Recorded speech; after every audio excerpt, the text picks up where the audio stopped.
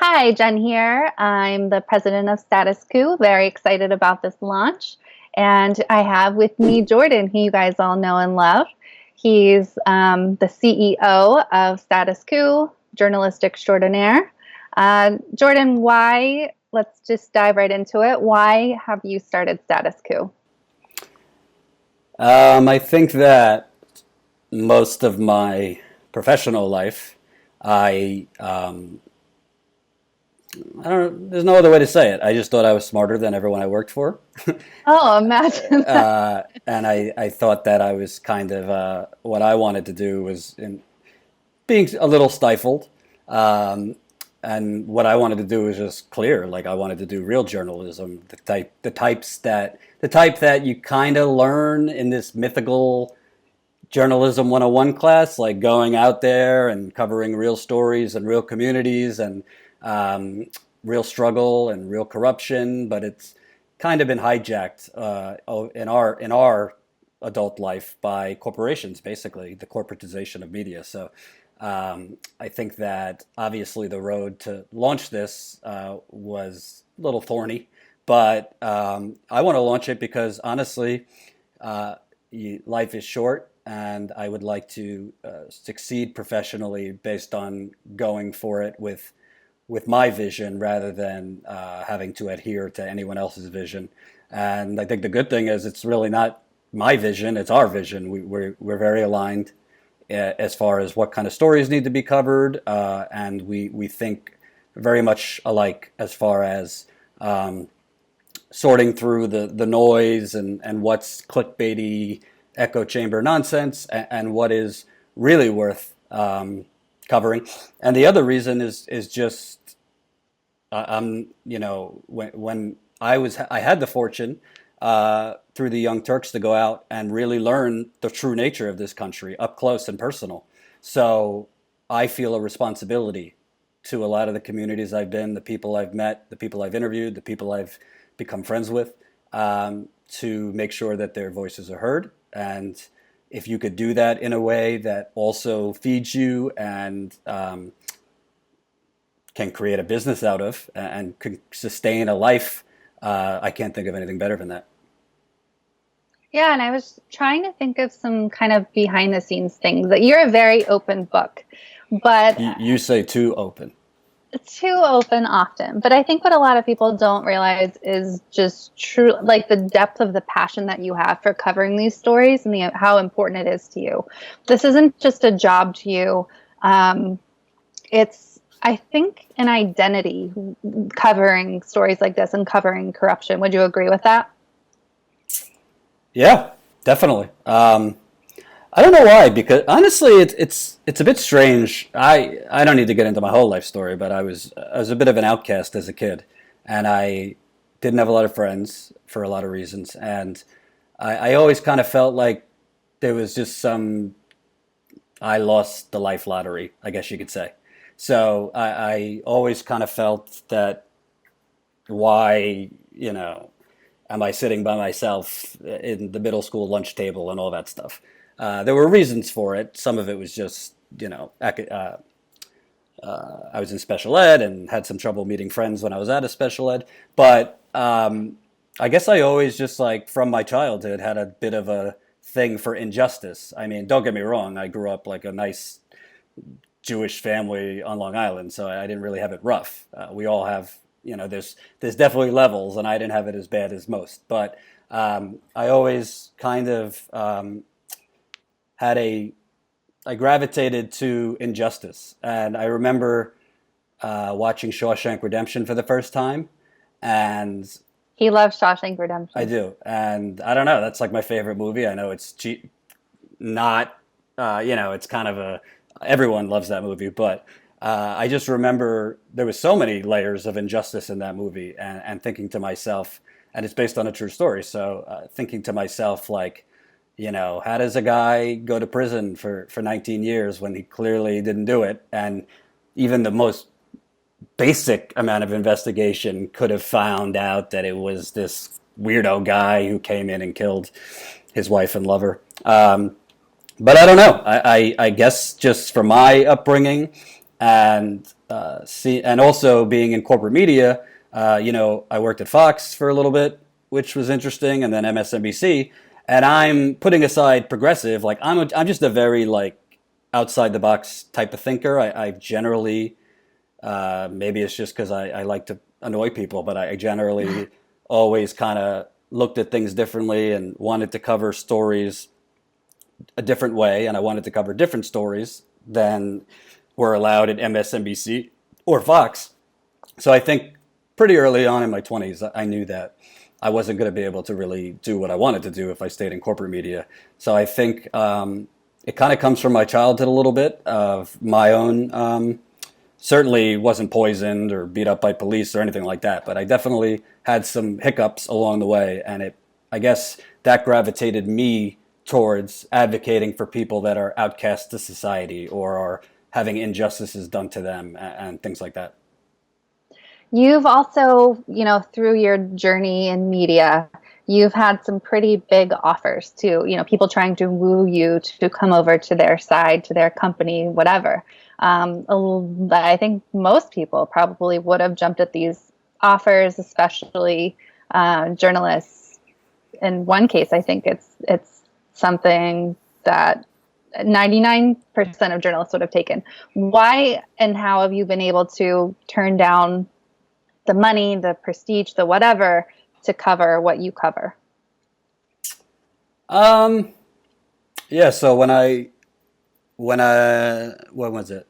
I think August or September of 2016. So the home stretch of the campaign, an outlet. I had been on the plane. I didn't really travel with the Trump campaign or Bernie's campaign. Like I didn't. I went independently, but in the end, like I got on their plane for like one or two of the trips. So I was forced to have to schmooze with some of the corporate media. I'm not going to mention which outlet because it was a nice offer, so I don't want to like attack them. But I don't know. I didn't bring up that I wanted to work there. I was fairly happy at TYT, but I guess the person I was talking to, he was a reporter for this outlet, might have mentioned me to them and said that, oh, this guy at the Young Turks is growing a following. So all of a sudden I get like an email like progressive movement reporter, let's have a conversation from this outlet. And it's an outlet that I don't particularly like. And just the fact that like they thought to like a progressive movement reporter, if you have to call it that, you're probably not too progressive, you Well, know? they don't claim to be progressive, to be Right, right, right. fair, but But anyway, long story short, I did a phone interview and then I went in person and they offered me double than what TYT was paying me. But I don't know. I think that I've always felt that if you do things authentically and you do things um, really based on who you are, rather than taking the shortcuts of like money now, that the money will come. I mean, obviously, I've been a pain in the ass to you because I'm constantly complaining, like, oh, we're not making any money yet, and blah blah blah. But I do, at my core, believe that if I follow the path that I'm passionate about, and fortunately, the path that I'm passionate about, I've already seen that there's a lot of people that share my passion for certain stories and the way I cover things. The money's going to come because good things happen when you are authentic, and I think that also has been shown not just in media but politics. Bernie Sanders was trucking along for 40 years saying the same damn thing, and he just struck the right populist moment where people were mad as hell and not going to take it anymore, and all of a sudden he's like a cause celeb. But he had choice. I'm not. By the way, I'm not comparing myself to Bernie. It's just a different context. He had plenty of options to sell out, plenty of options to take the money from special interests, and yada yada. And he said no because he had a moral compass, and I feel like that's just I could not. Number one, I'd have no credibility if I would have went to this one outlet in particular because I was bashing corporate media on the trail for TYT, and then if I went to this outlet, I don't think I'd really have a leg to stand on. But number two, like I've had some jobs before independent journalism where I got paid, 75, 80, like a decent salary, and honestly, I wasn't happy. So you could make decent money and still not be that happy. So everyone's different. So my younger brother, God bless him, He said, I could be a janitor, and as long as I'm making bank, I don't care. That's just not how. That's okay for some people, but for me, I've always wanted what I do for a living to have a purpose and deliver some justice. So hopefully through this we could do both. We could make money to, you have kids, I don't yet, but we got to live, and it would be nice to be able to take a vacation once in a blue moon. But I think you definitely, whether it's corporate or independent, you definitely pick the wrong business. If you're in this for money, which I think a lot of these journalists actually are, Yeah. corporate, you're definitely in it for the wrong reasons. So I think short version, I don't really, in my own experience, when I've been most secure financially, I was least happy because I wasn't doing it for for the right companies, or doing the kind of journalism I want to do. Very good. So, switching gears, what people know you for covering certain types of stories, Standing Rock, Flint, police brutality. Can you think of one interview that has affected you more than others and why?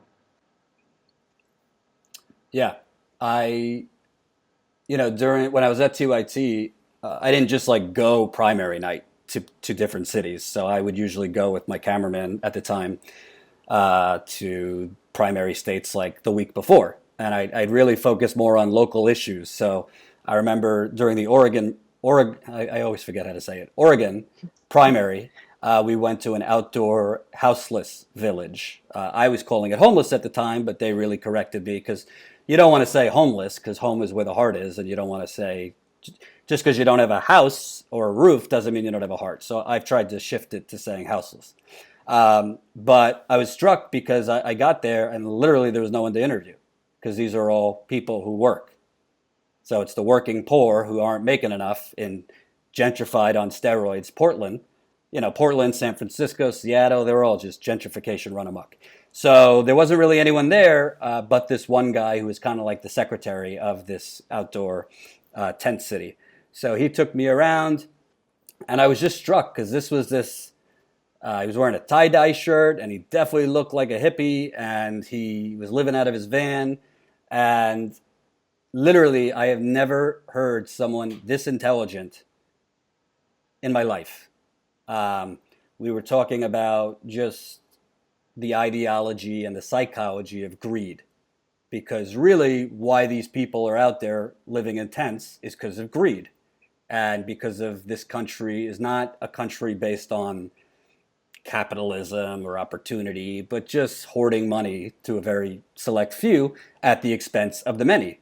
And I remember this guy. We started talking about kind of the Gordon geckoization of society, like greed is good.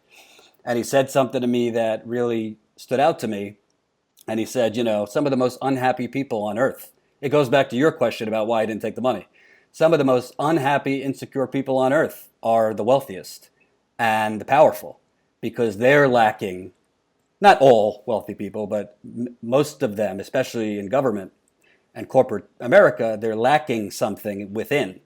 And that what they're lacking, they try to fill through power and status and money. And I've even seen that. Like, I have a good friend of mine, I love him, but he's a very insecure person. And to fill that insecurity, he's trying to make as much money as humanly possible in the industry he's in. And I tell him all the time, you're going to be very successful. You're very charismatic. You're smart. You're going to have this nice big mansion, and you're going to be fucking miserable. And he's like, I know, but at least I'll be able to do whatever I want. Anyway, but that affected me because it just really sticks out when somebody that other people would pass in the street and think, ugh, this filth, is probably the smartest, the most poignant stuff I had heard up until that point in the campaign.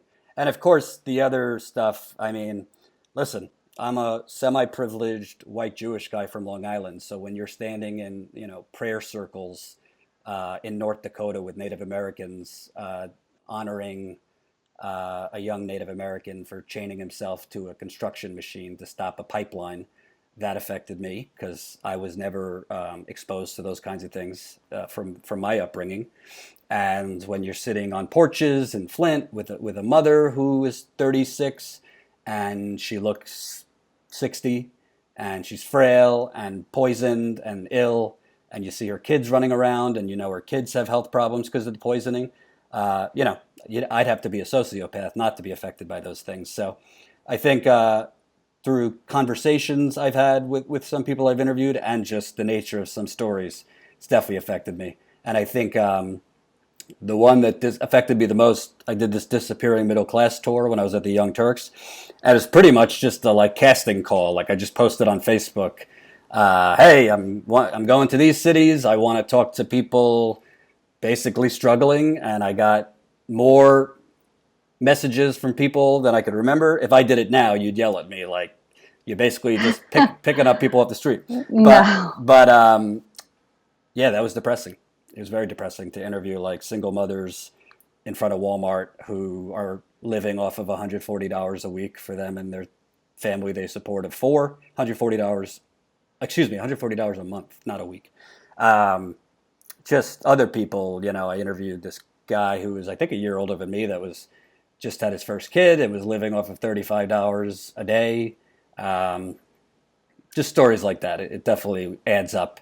And I was not so good at the time of having a work-life balance where I didn't separate enough. So I was living this 24/7 where I didn't watch goofy shows on Netflix to get my mind off it. And I didn't do things non-political and develop hobbies outside of politics so that I'm not in this misery 24/7. Because as much as I want to help expose these stories, I'm only human. So when you're constantly covering things that are corruption, injustice, people being poisoned, people being screwed, it definitely can wear on you. So that's kind of the stuff that has affected me the most.